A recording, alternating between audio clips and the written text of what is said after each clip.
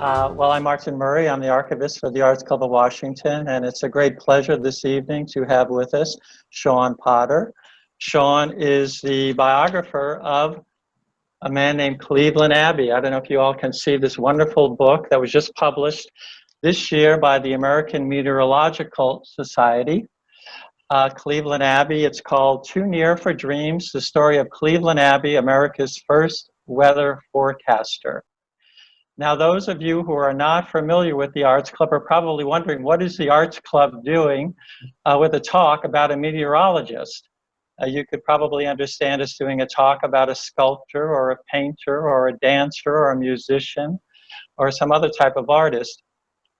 The reason we're focusing on Cleveland Abbey, though, is that from time to time we like to celebrate the actual history of the house, the clubhouse that we occupy at the Arts Club of Washington.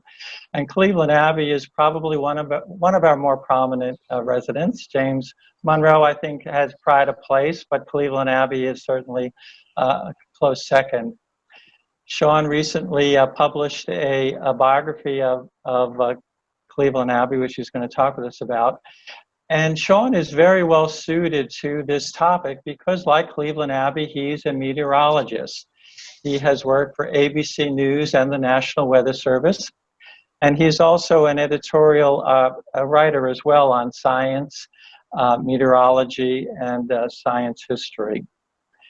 So, Sean, we understand that you have a lot of really cool pictures of Cleveland Abbey and his life and family, and talk a little bit about his time that he spent in the actual house that we now occupy at the Arts Club of Washington. So let me turn it over to you.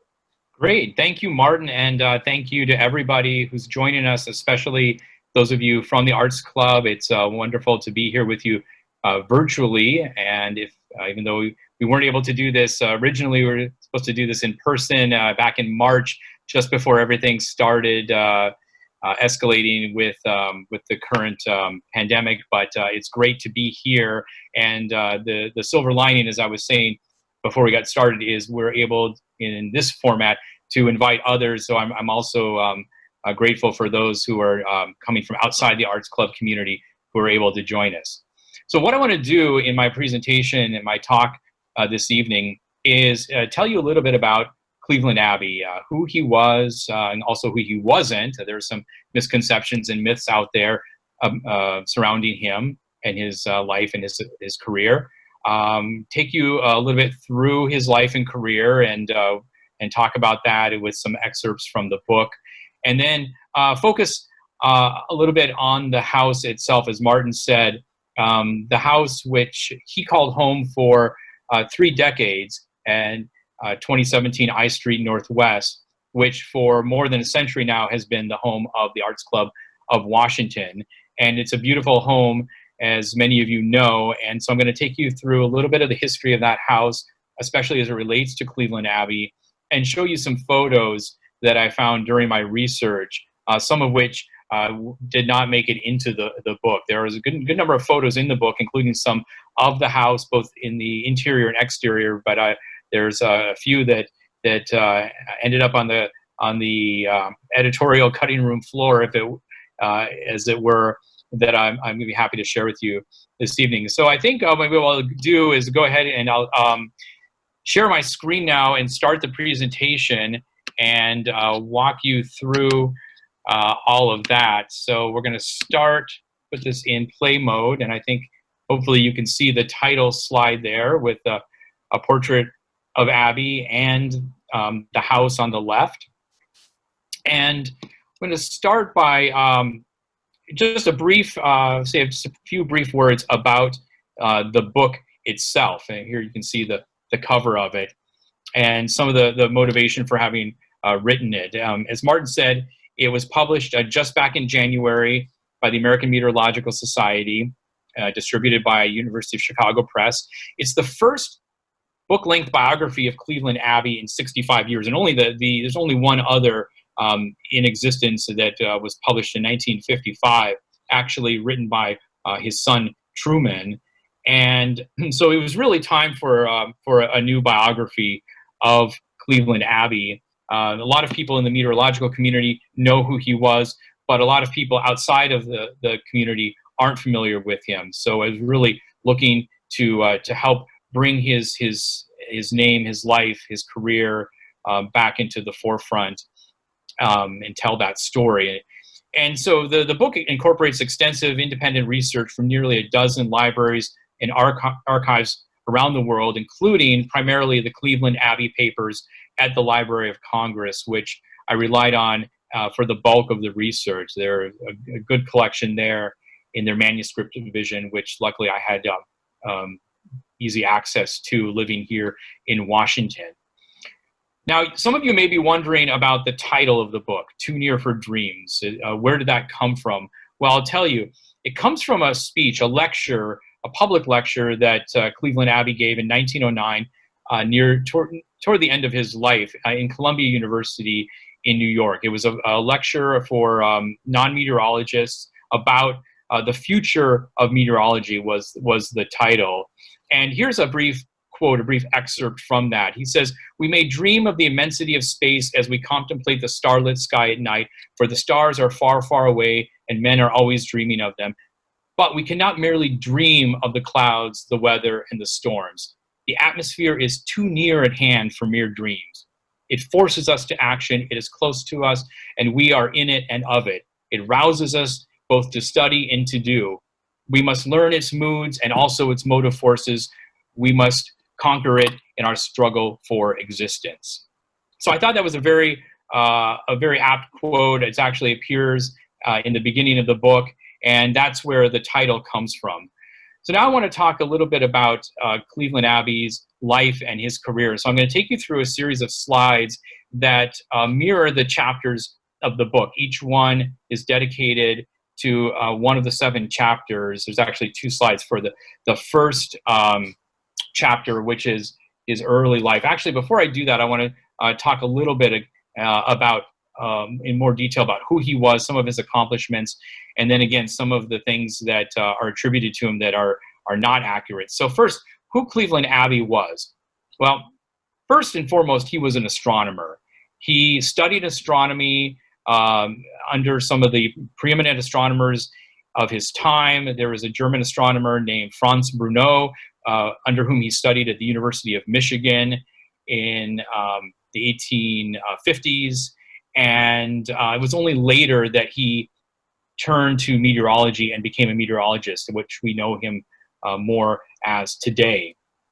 He is the first person in America to successfully provide regular, practical weather forecasts based on telegraphic reports. And he did this starting in 1869 in Cincinnati when he was serving as director of the Cincinnati Observatory. And we'll talk more about that in just a little bit. He later went on to become assistant to the chief signal officer of the U.S. Army. And that was essentially what we would think of today as the director of the National Weather Service. I'll talk a little bit more about that and why it was in the Army and so forth. And then later, when the Weather Service was transferred to the Department of Agriculture and became a civilian organization, he held the title of Professor of Meteorology. Now, who Cleveland Abbey wasn't? Well, he wasn't America's first meteorologist. That title more rightly belongs to a man named James Pollard Espy, who was about 50 years older than Cleveland Abbey was.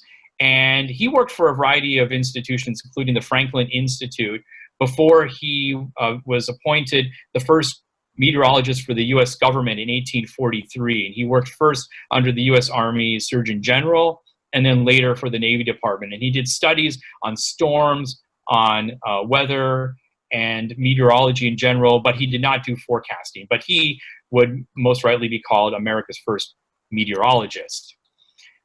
Cleveland was also not the world's first weather forecaster. It's worth noting that there were 3 individuals who did what he ended up doing in America in their own respective countries. That is, creating a system of either weather or forecasting or storm warning based on telegraphic reports.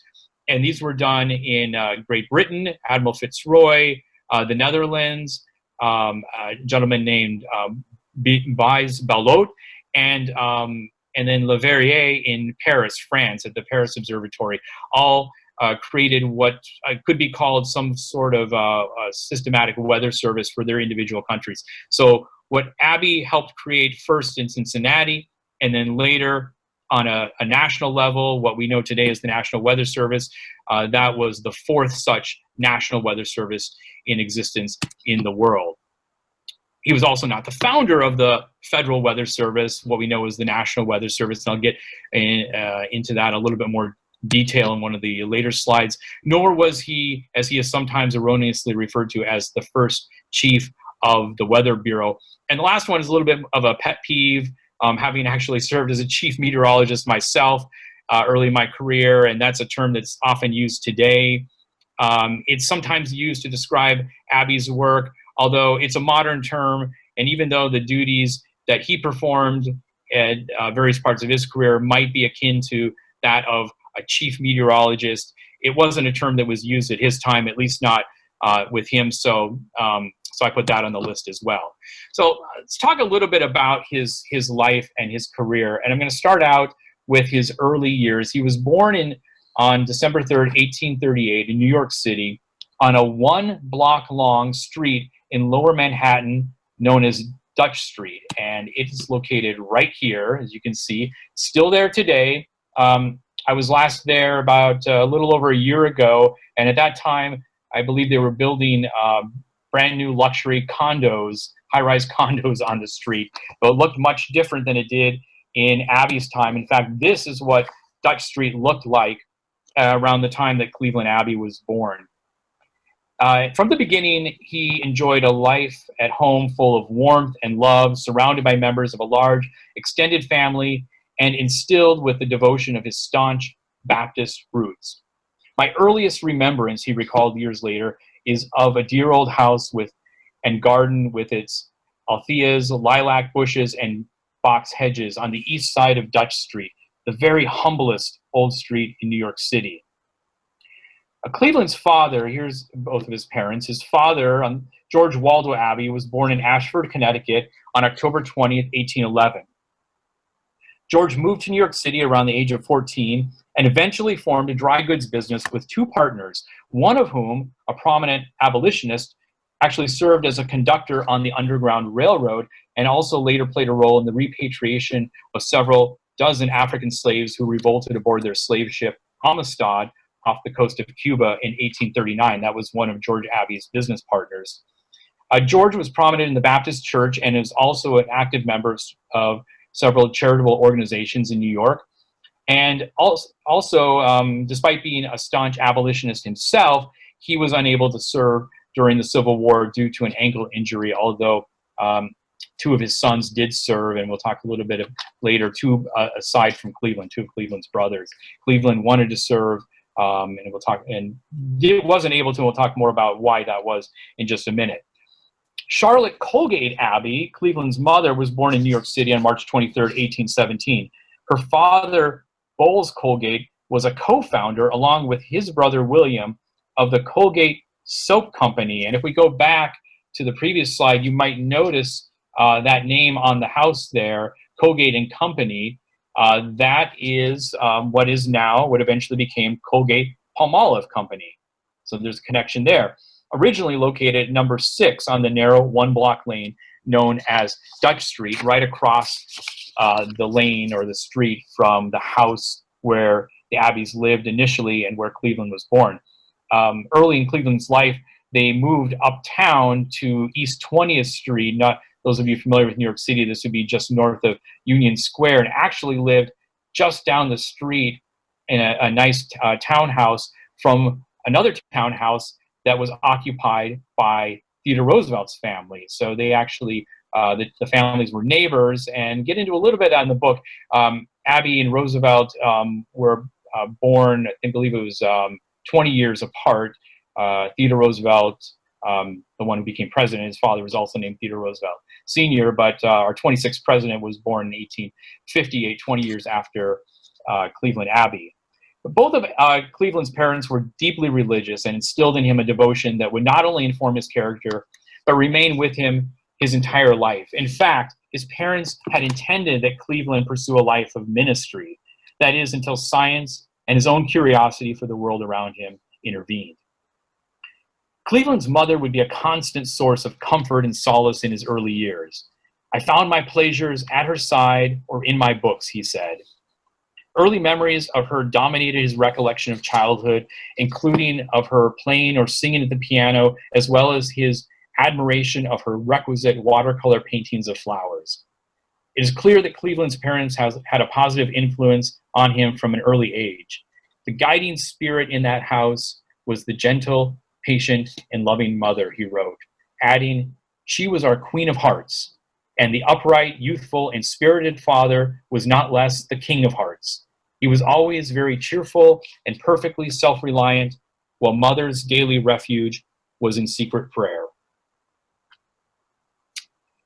Now, in October 1860, Cleveland stepped off a boat in Boston Harbor, made his way through the Old Town to nearby Cambridge, where he met the gentleman you see on the left there, Dr. Benjamin Gould, noted astronomer who headed up the longitude department of the U.S. Coast Survey.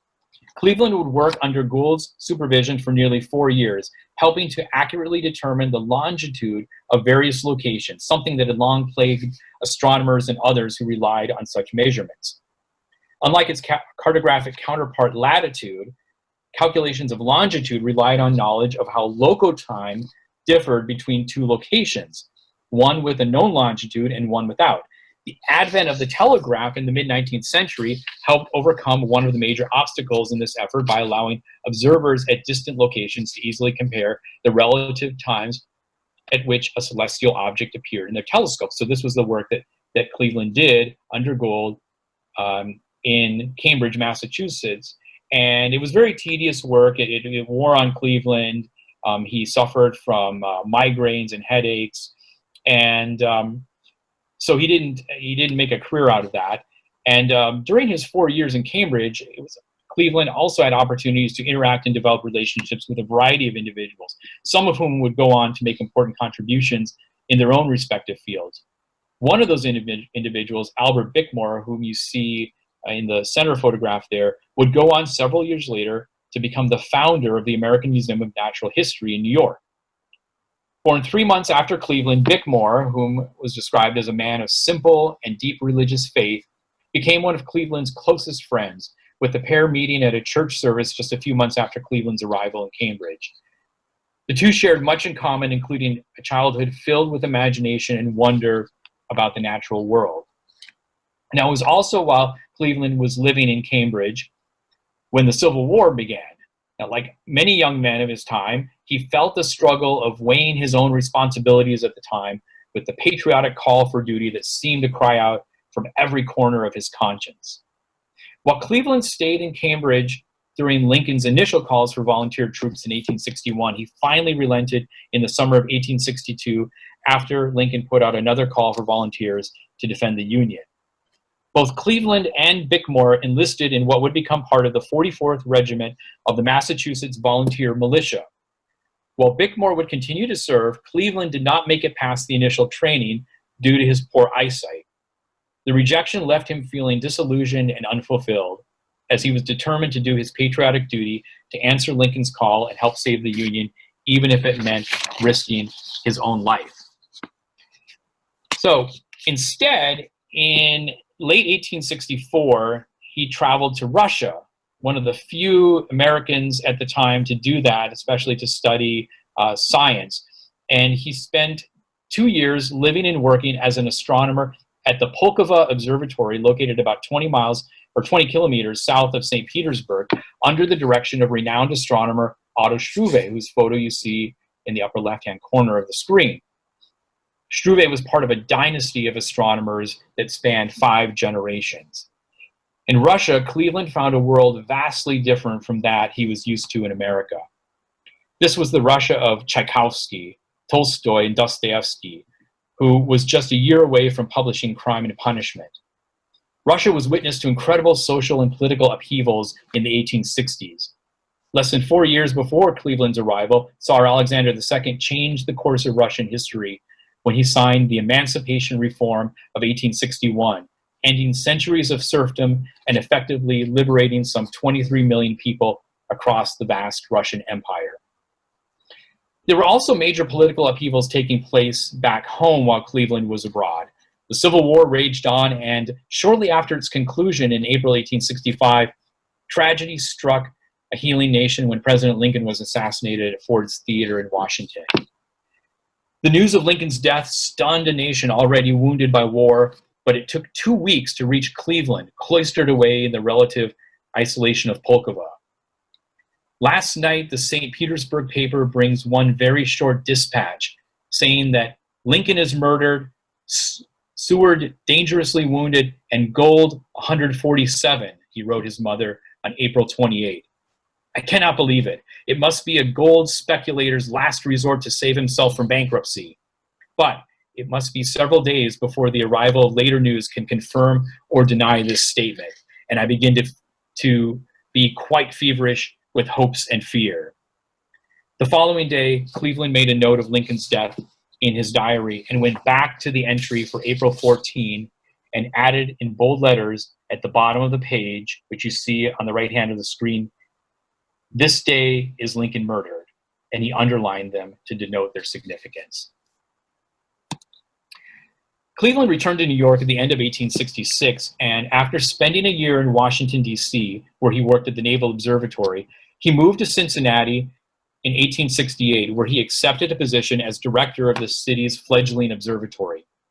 As he set out to improve the observatory and expand its services, he embarked on an ambitious plan with the backing of the local Chamber of Commerce and the Western Union Telegraph Company to begin issuing daily weather forecasts and thus make meteorology a major focus of the observatory. He recruited a network of volunteer observers from across the country to send him observations of weather conditions via telegraph, taken at precisely the same time.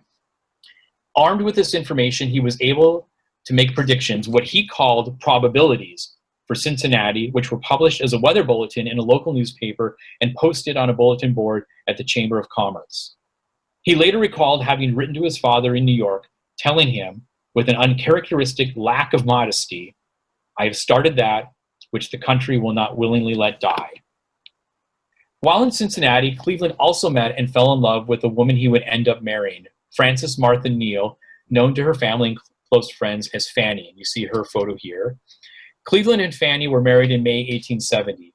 Fanny had been an invaluable partner in his work at the observatory, especially in his efforts to establish the daily weather bulletin. At the same time Cleveland was developing his forecasting service in Cincinnati, one of his correspondents and local observers, a self-taught scientist in Milwaukee named Increase Lapham, and you see his portrait in the upper left-hand corner there, was taking steps to help establish something even on an even larger scale. After a devastating series of storms wrought unprecedented death and destruction on the Great Lakes during the fall and winter of 1869, Lapham wrote to his friend, Representative Halbert Payne of Wisconsin, you see in the center photograph, a former Union general in the Civil War, asking for the federal government to intervene in an effort to prevent future losses. Payne understood the need for reliable weather information to reduce the loss of life and property, and recognized that within the federal government, the military was the best equipped to carry out such work. So in December 1869, he introduced legislation that led to the creation of what we now know as the National Weather Service. The responsibility for the new service initially fell to the U.S. Army Signal Service under the direction of General Albert Meyer, pictured on the right. And it's worth noting that it was in February 9, 1870, 150 years ago this year, when President Ulysses Grant signed a joint resolution of Congress formally establishing what we know today as the National Weather Service. So they're celebrating their 150th anniversary this year. And a year later, in January 1871, Meyer offered Cleveland a full-time position as a civilian assistant in the nation's burgeoning weather service. Expanding his efforts in Cincinnati, Cleveland set to work establishing a system of tri-daily forecasts for the entire nation, based on observations collected by Army observer sergeants stationed at posts across the country. Cleveland and Fanny moved to Washington, where they would spend the next several decades raising 3 sons and becoming active in various organizations. And it was in 1877 that Cleveland purchased the house you see on the right at 2017 I Street Northwest, which is now home to the Arts Club, which I'll talk about more in a few minutes. As the Weather Service grew, so did Cleveland's role in it. In 1891, it moved from the Army's Signal Service to the Department of Agriculture and became a civilian agency known as the Weather Bureau. Cleveland transitioned from operational meteorology, operational forecasting that is, to overseeing research efforts and establishing the Weather Bureau's scientific journal, Monthly Weather Review, which still exists today, published by the American Meteorological Society. As editor of Monthly Weather Review, Cleveland took an active role in helping diffuse knowledge on a wide range of subjects related to meteorology. He corresponded with the Wright brothers during their flying experiments on the beaches of Kitty Hawk, and with Booker T. Washington at the Tuskegee Institute, offering to send him copies of the journal along with other Weather Bureau publications to help educate his students on weather and climate. He solicited articles from naturalists John Muir and Theodore Roosevelt, although there's no evidence that either actually submitted articles, who at the time, Roosevelt at the time, was serving as Civil Service Commissioner. In 1908, Fanny died suddenly from complications related to diabetes. Their sons grown, the couple had already moved out of the spacious home at 2017 I Street and were spending the summer in upstate New York. Less than a year after he returned to Washington following Fanny's death, Cleveland married for a second time to Margaret Augusta Percival, a woman of British descent who hailed from St. Kitts in the West Indies and who was nearly 30 years his junior. According to Cleveland and Fanny's son Truman, she was as much attracted to father as he was by her. So in spite of their difference in ages, about 30 years, she gladly accepted the responsibility of caring for him as a life companion with the sole intention of making his sunset years rosy. Cleveland and Margaret eventually moved in 1913 to Chevy Chase, Maryland, at the time when the town was just beginning to emerge as a suburb of Washington, D.C. There they purchased a small bungalow, which you see pictured here, where they lived out the remainder of their lives in relative peace and solitude. As a local newspaper reporter who came to visit wrote, "Among yellow roads dug through green banks, wild with tangled grasses, vines, and flowers, at the northernmost rim of Washington, just over the Maryland boundary, lives Cleveland Abbey in a bungalow shaded by trees. In his workroom are books, a typewriter, and a little brown dog, a friendly little brown dog. Also, there are brown chickens in the garden. Round, comfortable, and glossy brown chickens, seemingly with no fear in their heart of the guillotine. Thus, in the lengthening shadows of his life, amid the songs of birds and the restful silence of the country, the days come and go for Cleveland Abbey. But even so, the world of science is not forgetful or ungrateful, and honors from learned societies follow him and cheer him in his retirement." Cleveland passed away quietly at his home in Chevy Chase on October 28, 1916, just 5 weeks shy of his 78th birthday. Though his body had failed him, his mind was singularly clear and cheerful, even at the last moments. And it was, well, maybe it's a good point to pause. If we have any questions, I'd be happy to take some now. Otherwise, I'll move into the next portion of the talk and talk a little bit more about the house and Cleveland's association with it. Sean, I'm kind of interested in the maternal lineage. Now, was he fairly well off growing up because of the connection with the Colgate family, or was that just a kind of a beginning enterprise that wasn't really what we know today? Yeah, no, that's a good question, Martin. My understanding is it was really just a beginning enterprise. I don't think, from what I was found, I don't think they were exceptionally well off at the time, but they certainly weren't poor either. Even after Charlotte married George and Waldo Abbey, they had a certain level of prominence, I would say, in the community. You know, he served on various boards. He was on the board of governors hospital, what is now New York Presbyterian Hospital, and so forth. But they weren't, the upper crust of society by any means at the same time. Sean, I had a similar question. I was going to ask it in the end. There's a very prominent physicist, Dr. Sterling Colgate. He was a member of the National Academy. He was president of New Mexico Tech. He worked at a physicist. He worked at Los Alamos National Lab. He passed away, and he was a co-founder of the Santa Fe Institute. He passed away, I think, of 2013. And he's also from the Colgate family. So I wondered, as you mentioned that, whether this Sterling Colgate had drawn inspiration from Cleveland Abbey. He would have been a grand uncle of some sort. It's possible. Yeah, I wasn't familiar with him. I didn't come across his name in the research, but it's possible. And it's worth noting that there is a strong connection of medicine in Cleveland's family, that one of his brothers, Robert, went on to achieve some fame as a surgeon in New York, and was one of the pioneers in the use of radium in radium therapy in this country. Sean, we also Thank you. Sean, we had a question from Janet Walmsley. How and where was he educated as a child? That's a good question. He was educated like most children where he grew up in New York. Initially, I guess what we would call primary school. It was a school that was, I believe, founded by two sisters. So I assume it would be considered as sort of a private school. And then he went on to a public school just down the street. This was after they moved up to East 20th Street. He was at a public school there that would take him through essentially high school, that didn't correspond exactly with our system today. And then he went to, it was called the New York Free Academy, which is now the City College of New York, still exists there as part of the City University of New York system.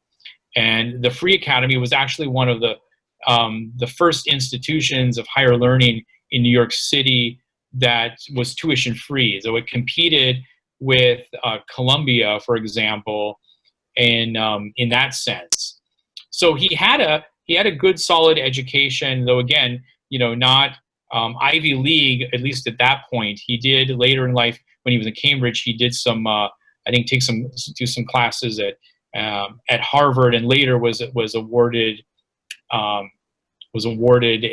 degree, what was eventually be considered like a BS degree from Harvard.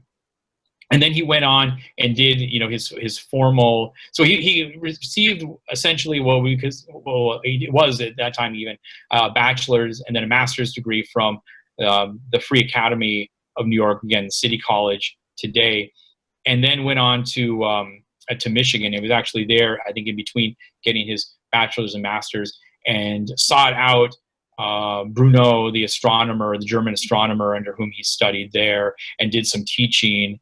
And actually spent some time up in, he was, primarily in Ann Arbor, and then spent one summer up in Lansing at what is now Michigan State University, doing some teaching there, and also serving as volunteer observer for the Smithsonian. I didn't get into this in the talk, but the Smithsonian was also had an early weather forecasting network of observers, and it was some of those observers who Cleveland later recruited for part of his forecasting efforts in Cincinnati.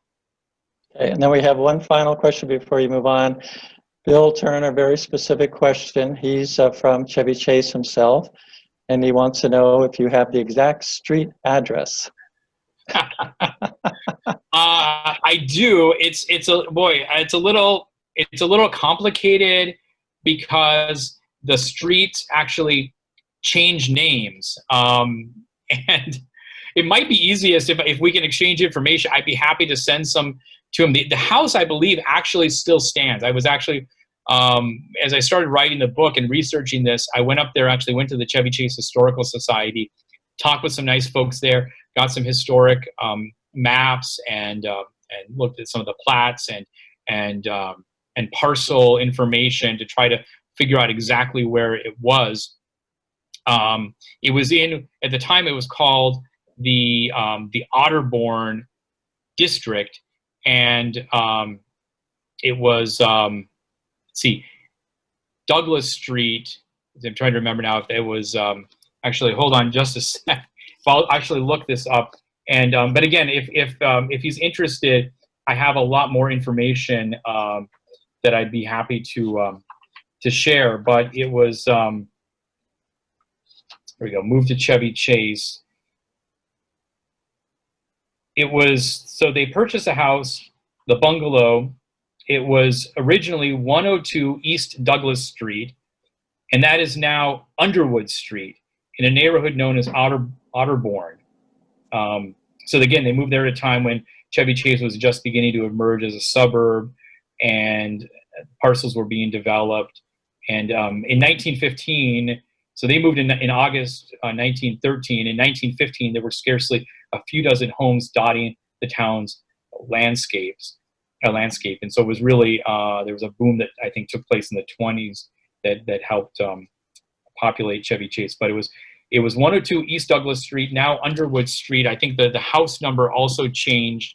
I've got that in my notes. So if you're interested, I can certainly pass that along. And from looking on Google Maps Street View, it looks like the house still exists there today. And so one of these days, I keep thinking maybe I'll just go up there and just go knock on the door and see if the owners know that anything about Cleveland Abbey, and that he's sort of like what you did at the Arts Club, right?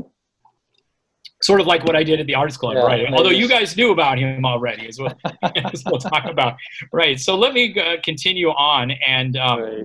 and talk about how the Arts Club came to have as its home the beautiful house at 2017 I Street that Abbe purchased in 1877, and it was right around the time of his death, just before his death, when it became the home of the Arts Club. In fact, here is a newspaper from the Washington Sunday Star, dated October 8, 1916. So again, he died October 28, 1916. This is just a few weeks before his death, where it announces beautiful new home of the Arts Club of Washington. And you can see some photographs of both the exterior and interior there, which I think looks still very familiar with those grand doors between the dining room and parlor and the fireplace. And also want to share with you, this is, I've got a couple of sketches from an interesting series that I found that's actually archived. Actually found these online at the through the Library of Congress. These are part of a historic American building survey that the National Park Service commissioned in 1963 for the house, and they refer to it as the Timothy Caldwell House because it was Timothy Caldwell who, between 1802 and 1808, built the house. And what you see on the left there is what it originally looked like. 2 stories, and then the top floor, the dormers. And Cleveland Abbey actually added an extra floor on top, and you'll see a sketch of that in the next slide. But first, just and read a little bit from the description there. It says that in addition to Abbey, the house had been occupied by many notable persons and was used as the executive mansion for the first 6 months of President James Monroe's term.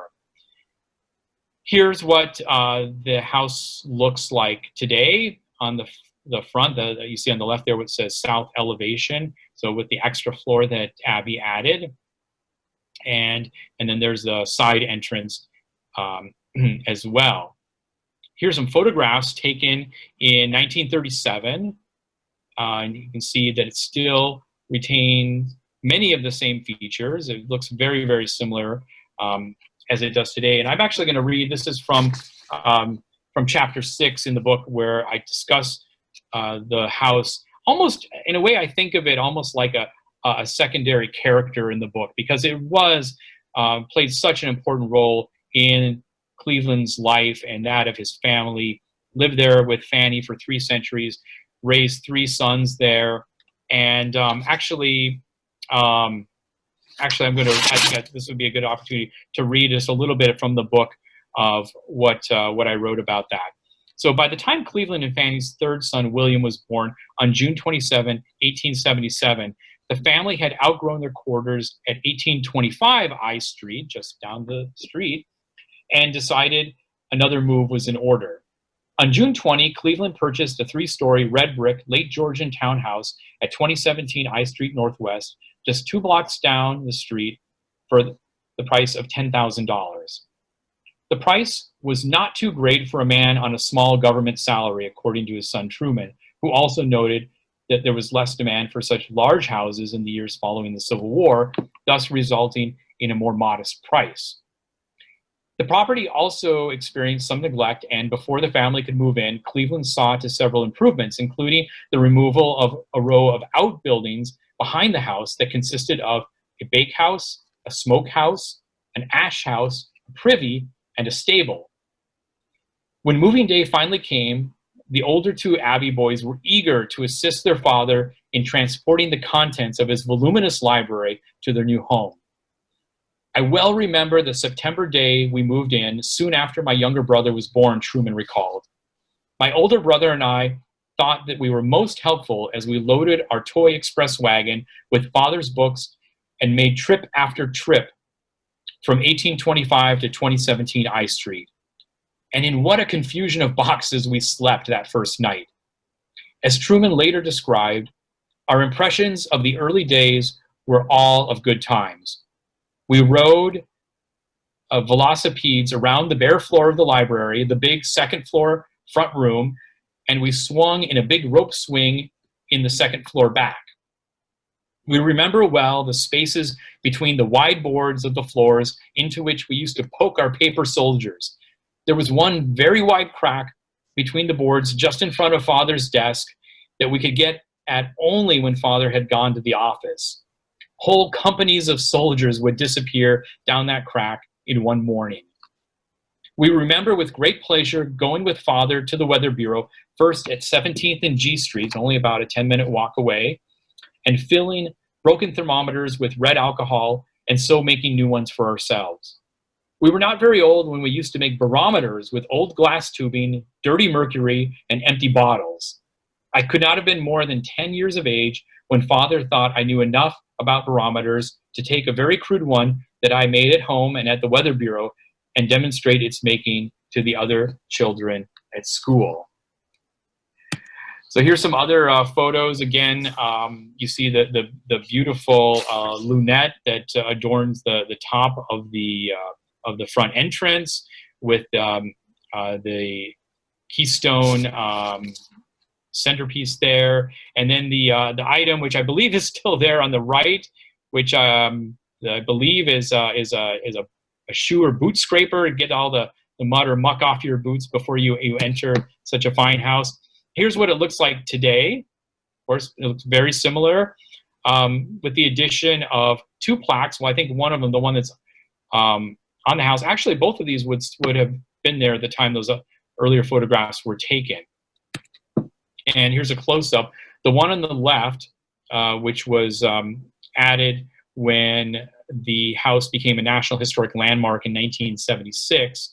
And then the one on the right, which was placed there by the local District of Columbia chapter of the Daughters of the American Revolution in 1923, mentions the house being primarily the residence of President James Monroe, and you can see his profile portrait there. But it also mentions Cleveland Abbey as a founder of the Weather Bureau. And it's interesting that Cleveland's son Truman spoke at the dedication of this plaque in 1923.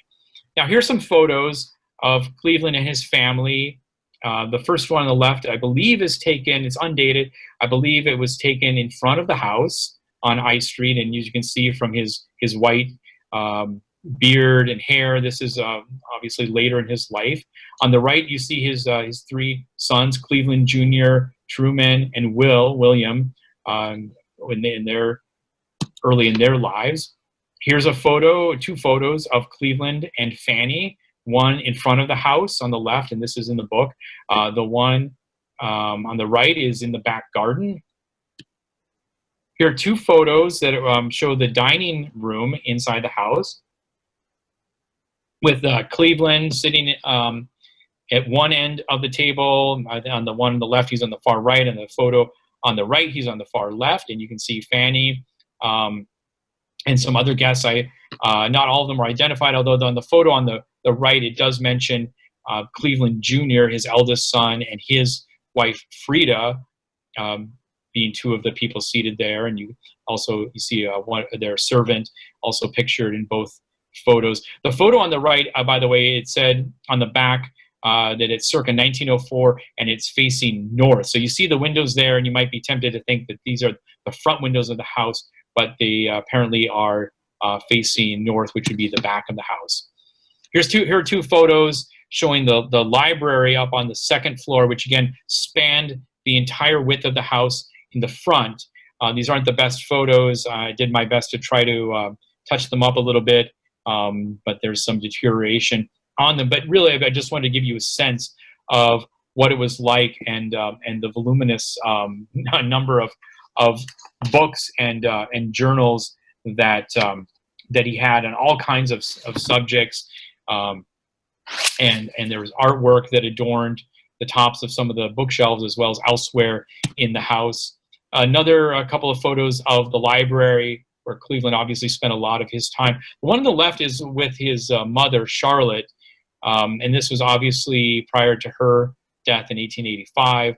And you can see there also that he was a little bit younger, so this must be not long after he purchased the house. And then in the one on the right, obviously later in his life, you see him at a standing desk. He was a little ahead of his time, but he preferred to use a standing desk, found it easier to concentrate, get his work done. And then there's Fanny sitting in the background. And I think these are the last two photos I have of the house. Again, these are unidentified in terms of who it is that are pictured or when they were taken. The one on the left obviously being the front of the house, and the one on the right in the back garden, that may be Frida, Cleveland Jr.'s wife, sitting on the rope swing, but again, it wasn't identified on the photo. Now, the last thing I want to show you is interesting in going through the research, and all these photos, by the way, come from the Cleveland Abbey papers collection at the Library of Congress. And also included in there was an interesting book, and here's a picture of it. It is a very large, legal-sized book that was titled Disposing of Contents of 2017 I Street. And from what I gathered, essentially is something that Cleveland, when he decided to move out, again, that was shortly before Fanny's death in 1908. From my understanding is he last lived in the house in 1907, so 30 years after he moved in there.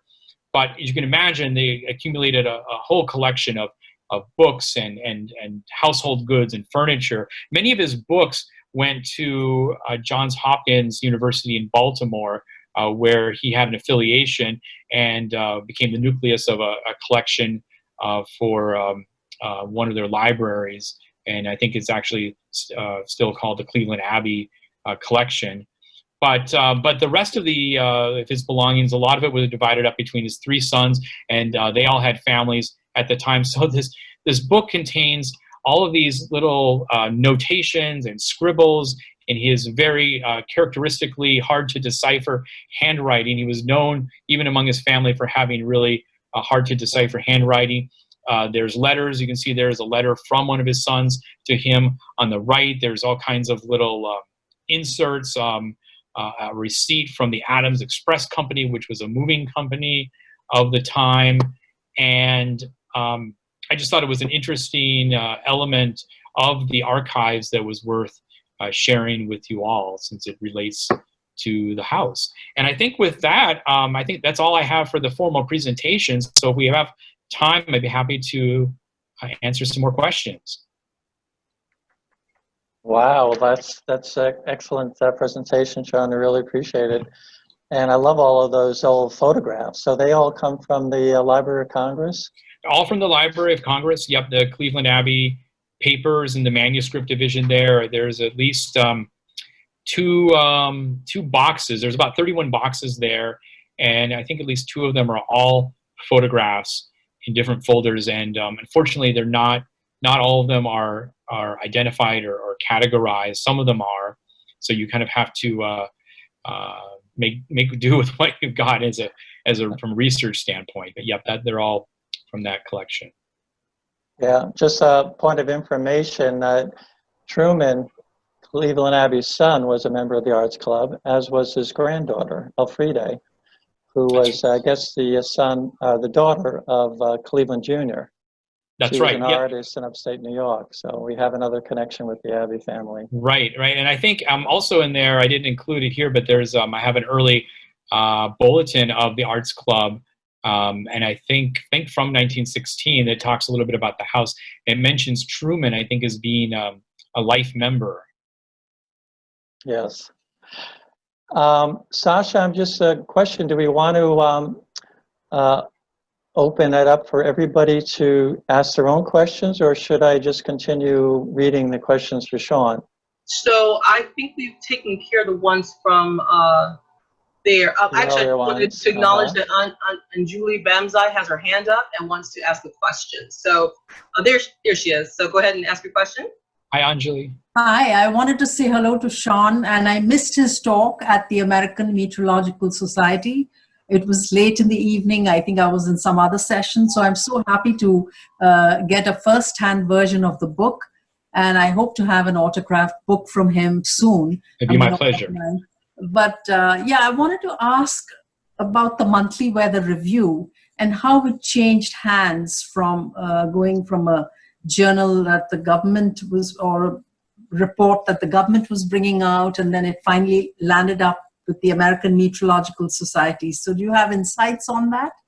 That's actually a really good question. I'm trying to remember when that happened. I don't have a lot of insight because that happened much later than when Cleveland was affiliated with it. But it does have a very interesting history, and actually the early history of the journal, I do get into a little bit of detail in the book, how it was formed, some of the challenges that it went through, and Cleveland as the editor went through, just at some of the different heads of the Weather Bureau who had different visions, or maybe it was a bureaucratic or budgetary constraint that led to, at one point, it's basically being stripped down to just a bare bones collection of weather and climate information, and it lacked the rich notes that Cleveland added that really brought some life to it. He had this section that would appear in every issue for a time called Notes from the Editor. And it's interesting because before I even knew who Cleveland Abbey was or really knew much about him, I became familiar with some of those notes when I was researching the very first article I wrote for Weatherwise Magazine, which I've been writing for almost 20 years now, I think. It was an article about the Wright brothers and how weather and climate influenced both their choice of Kitty Hawk, North Carolina, on the Outer Banks as a location, and then some of the weather that they experienced there, and then the weather that they experienced during the famous first flight in December of 1907, or I'm sorry, 1903, and Cleveland wrote a brief. I mentioned that he had corresponded with him, and he tried to get them to submit an article, and he did end up publishing a brief account of their first flight with some of his own information. It was in this notes from the editor's section. And so, I used to go spend time when I worked at the Weather Service, and I had some free time on a break or whenever to go over to the NOAA Central Library, which unfortunately has been downsized a little bit since then. I don't know if you can still go, and this is up in Silver Spring, and browse the stacks, if you will, but they had all of the monthly weather reviews going back to the very beginning, 1870s, and you'd be able to look at the actual bound copies. Now it's all online now.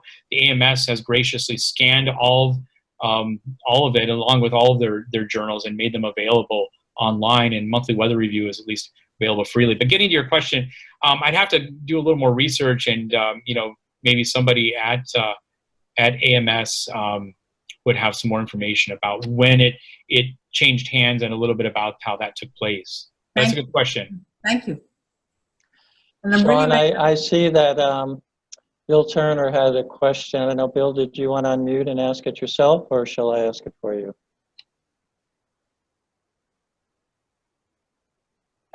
Oh, okay. Can you hear me? I can hear you. Oh, okay. I'm curious about the name of Cleveland. Cleveland is an unusual name, and I wonder if there is a story behind it that you may have found in your research. And does it refer to Cleveland, Ohio? There is a story. It's not very interesting. It was a family name. His paternal grandfather was named I believe it was Moses Cleveland Abbey, and that's where he gets his name from. I'm trying to see if I can look in the book to see what if I have anything more about that. But to kind of answer your question, I'm not aware of it having any affiliation. It doesn't mean that there isn't, but with the city in Ohio. But I will add that it's interesting because doing some research about this, obviously, as you saw in the presentation, he spent a good portion of his life and early part of his career in Cincinnati. So sometimes when you research, Cleveland Abbey, Ohio, something about Cleveland, Ohio comes up rather than Cincinnati. But yeah, it was just simply a family name that was chosen for him. Okay, good. Thank you very much. Also, I'm the one who grew up in Chevy Chase, and I know Chevy Chase fairly well, and I'm curious about the location of that house, that bungalow that you had the picture of, and I know where Underwood Street is, so I'll have to see if I can track that down one of these times. Yeah, and if you're interested, maybe somebody can share my my email, my contact information. I'd be happy to send you. I think I maybe even have a screenshot or a map or something where I've indicated where exactly it is. I don't remember what the cross streets are, but it is on Underwood. It's not a very long street, I think, but I believe it still exists there today. Yeah, well, maybe you can get my email from Martin. Yeah. This is Arlene. I can't find where to chat or ask a question. This is more of a comment. Underwood Street is one of the cross streets off Connecticut Avenue in Chevy Chase, just a little north of the circle where the fountain is at the dividing line between Maryland and Virginia, just for further information for the location. I'm a native-born Washingtonian, born and raised in Washington, living here all my life, and so I'm fairly familiar with some of those streets. So maybe that'll help the person who lives in Chevy Chase now. Yeah, I can place it.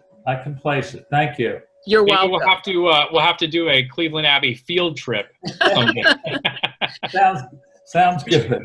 Actually, if I could just interject for a second, that's not too far from reality, because actually one of the things that I've done over the past several years is teach a class for a graduate school at USA. It used to be, some of you may have remembered it in years past as the USDA graduate school, and I've taught a weather and climate course for them. And as part of that, you need to have a couple of field trips for your class. And so what I did is I created a weather walking tour of Washington, D.C., and take them around, because I have such an interest in weather history, take them around to various locations that are within close proximity to one another that have some sort of connection to weather or the Weather Bureau, and starting with the Smithsonian Castle, going over to the White House. I mentioned the Signal Office, Signal Service, which was the predecessor to the Weather Bureau, originally being located over on G Street, just I guess that would be just west of the old executive office building. And then actually I take them up to 2017 I Street, and that's typically where I ended. There's more I could show folks, but I was pleased to end there and show them that beautiful house and talk a little bit about its former occupant. This is Bill Turner again. I used to work at the West End branch of the DC Public Library at 24th and L Streets Northwest. Mm-hmm. And correct me if I'm wrong, but down just 3 or 4 blocks, wasn't there an early weather installation? Yes. Some building that had to do with the weather service. I think it's long gone now. That area is so developed. Yes, you're exactly right, Bill. 24th and M Street Northwest. So just not far from the West End Library, which I assume is in the same location today. I'm very familiar with that library, that branch. 24th and M Street was for many, many years, many decades actually, the location of what was known as the Weather Bureau Central Office, essentially the headquarters office. And right. there was a number of buildings. There was one that was sort of a horseshoe-shaped building, but that's where that was located. I think there's a hotel up there now. Okay, good. Thank you for confirming that.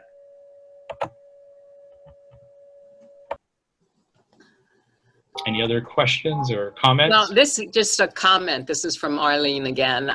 Thank you for the presentation. It was very interesting. I actually did not know of this man and his origins. So that was, even though, as I said, born and raised and native in Washington, D.C., second generation. My father was actually born in what was called the Old Southwest, where Fort McNair was in 1911. And he was born at GW Hospital. And so was I, and so were both of my sons. Not the same building, you know, each building was torn down and a new one put in its place. So we have a long history in the DC, in DC. I did have a comment just, I have been inside, I'm not a member, but I have been inside the Arts Club when a good friend of mine had an art exhibit there, probably, I mean, she's 90 now, so I would guess it was probably a good 15 or 20 years ago. And she still lives, she's still alive, and she still lives in DC. So I will call tomorrow and find out when her exhibit was, because now I'm very curious. It's a beautiful building, and I was quite impressed. So yeah, it truly is. And I don't know if any of the members here have any more information or might recall that exhibit or that artist. She's a painter. What's her name? Elaine Gerstenzang. I don't, off the top of my head, no. Yeah. Well, you know, at 90 something, I mean, she's 92, her husband's 94, 95. They're both alive, she's doing quite well. He's not as healthy, but it's got to be a good 15 or 20 years ago. I'm 80, so it must have been a while back.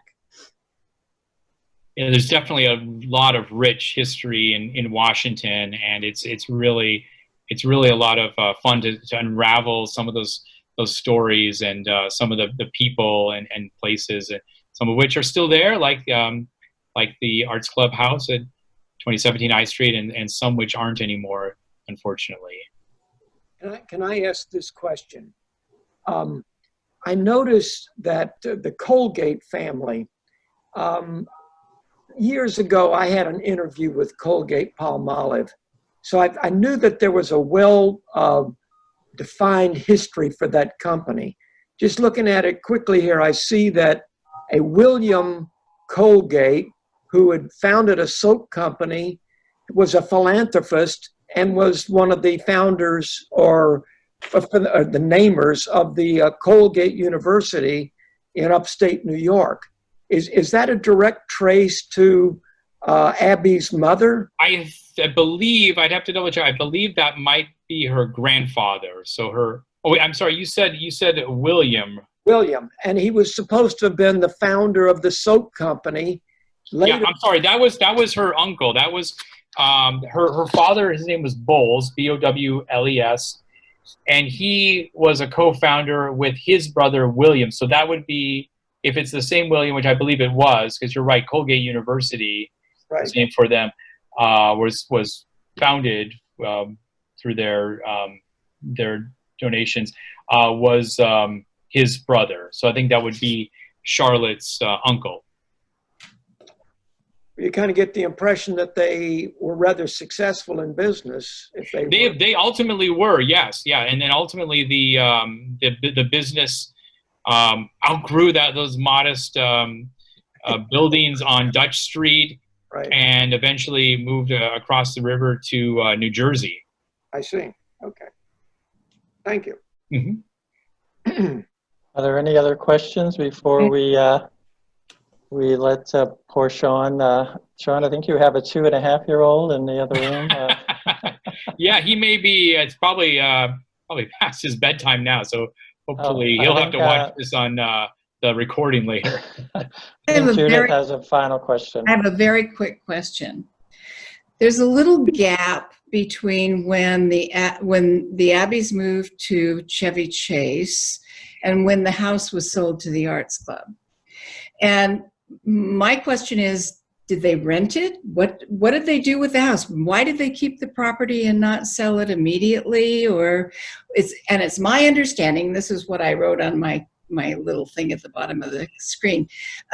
My understanding was that the Arts Club, which was founded in 1916, rented the space and then purchased the house in 1918 from the sons, who were Abbe's descendants, and by that time he had passed away. Does that make sense? Yeah, no, it does, and that's actually something I would like to research a little bit more. My understanding is, I believe that they did rent it out to a number of individuals. I think even an artist. This was before the Arts Club came to rent it and eventually own it. But I believe they rented it to an artist initially, and possibly some other individuals. Why they chose to keep it for so long, that I couldn't tell you definitively. It would be, I'd be speculating, although, it is such a beautiful house. And I know that, his sons each had homes of their own. It was, so I think they were probably maybe they were just waiting for the right time, for the right buyer. And, the stars aligned, as it were, in 1916 to 1918 period when the Arts Club was formed. Okay, well, there's a gap. We could maybe do the field trip and find out more. Sean, I think you're going to tell us how we can purchase your book. Right, that's right, and I do hope that folks, if you're interested, will go out and get a copy, because there's so much more that I could tell you about Cleveland Abbey and his story and his life and career. Really just touched the surface. So the book, again, Too Near for Dreams, it was published by the American Meteorological Society. I don't have the address here. It's although if you are an AMS member, I don't know how many people here are. I know Anjali is. You can get a discount by going to their website, which is bookstore.ametsoc.org.